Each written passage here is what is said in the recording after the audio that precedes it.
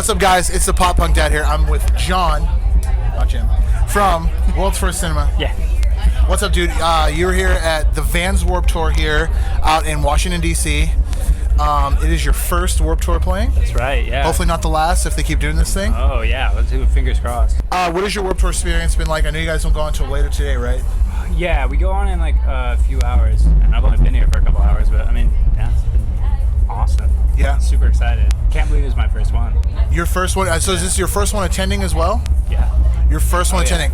Have you ever attended any other music festivals in the past? Oh, yeah, sure. I mean, like, attended and played at loads of others, but like, yeah, I somehow just like missed that Warped Tour train. I grew up in the boonies out in like, Eastern Washington, like 5 or 6 hours away from any Warped Tour destination. Well, yeah, so, in the boonies, kind of. Yeah, proper like orchard and everything. So what is the Warped Tour? What makes it different from any other festival you've been to? It's a really strong sense of community. Obviously Warped Tour has an identity to it that I think most other festivals don't. Yeah. And that's really cool. Yeah, a lot of people gravitate to this thing. Yeah. Are you hanging out just today or today and tomorrow as well? And tomorrow too. Yeah. Who are you excited to see? Ooh, Royal and the Serpent. Yeah? Very excited. And then state champs. Everybody has said state champs today, so that's awesome. The band, man. That's the band. Gotta love those New York City boys. Yeah. Something of Wonder, an album that's dropping real soon. Who'd you work with, and what was the process of like going through that whole record? Ooh, we worked with really only one outside producer, and that was Mike Green. So like Pierce the Veil and stuff. I mean, he's amazing. It was incredible working with him. Otherwise, it was all Phil and I. Like, Phil does the vast majority of the production, and then I do the majority of the writing, and then we collab in the middle. And yeah, it's just amazing. Cool. You dropped a track recently, Broken with JD Cliff. How'd that collab come about?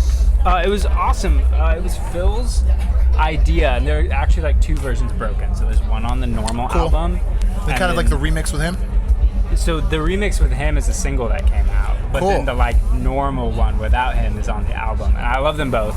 JD absolutely killed it. We were just working with the song. The way we do songs is like end up like retooling them like 3 or 4 times if we really like them. I feel that. Reimagine them over and over again when we know the song's good, but like the production's not quite there, like framework's not quite there. And so yeah, Phil just like had this idea at one point. He's like, dude, we should get this fucking like grimy drill rapper, and I've got just the guy, and he was already a really big fan of JD. Now I'm a fan of JD. Yeah, it's cool. Fit in a really. It reminds me of like some old like B.O.B. like Airplanes throwback rap / sing track. I don't know. It's cool. Give me very like 90s. It's like trap pop punk. Yeah. I'm digging it. So I gotta ask, I hate to influence this question, so I kind of have a twist on it. Ooh, what is the strangest influence that trickles its way into your guys' writing? Oh, that's easy.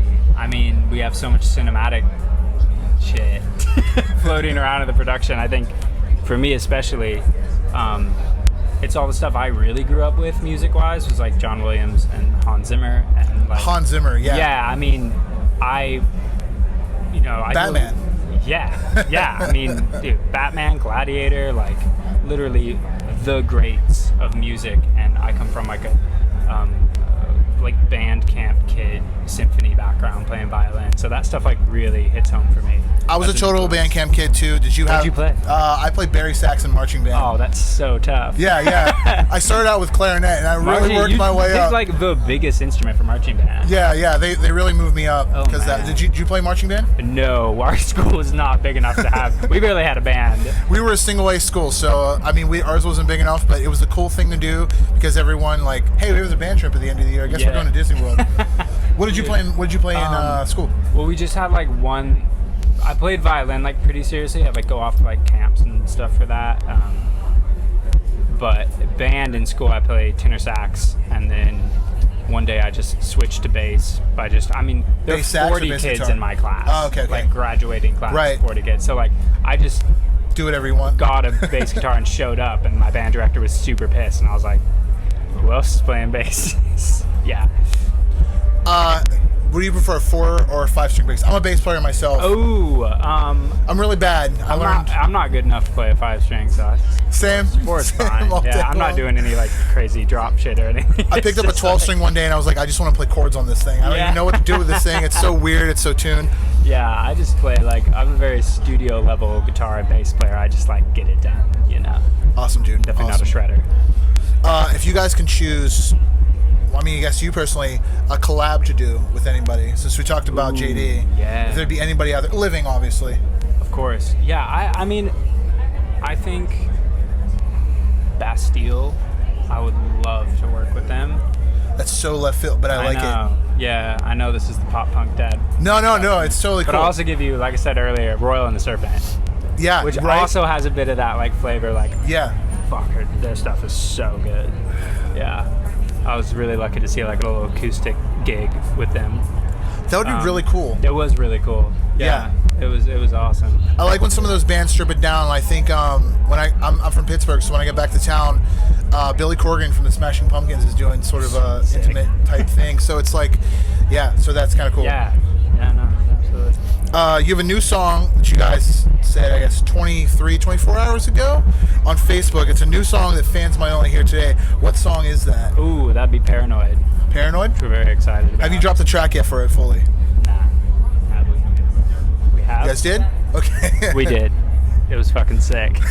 You were there. You were there. Why did we post about it? It's Paranoid, right? Yeah, it's Paranoid. We're keeping all this in. This is awesome. Am I fucking crazy? What? I'm paranoid now. Yeah, great track, dude. No, that one's awesome. Super riffy. Really excited. We haven't played it live yet, so that was the whole Facebook post. Yeah. I understand now. Yeah. Got it. And lastly, what is next for you guys after Warped Tour? Ooh, Warped Tour. Warped Tour in Long Beach. Long Beach. Yeah. Wow. And then we do a headliner August 7th in LA. And then, cool. I mean, the rest of the year is still kind of like dominoing into place, but we're doing all 3 Warped Tours. We're doing the one in November, too. That's good, dude. By the time you're done with this, you're going to be a seasoned veteran. I'm excited. It's going to be great. Can't wait. You're going to look like me, unfortunately. If I'm so lucky. Thank you. This has been the Pop Punk Dad with John from World's First Cinema.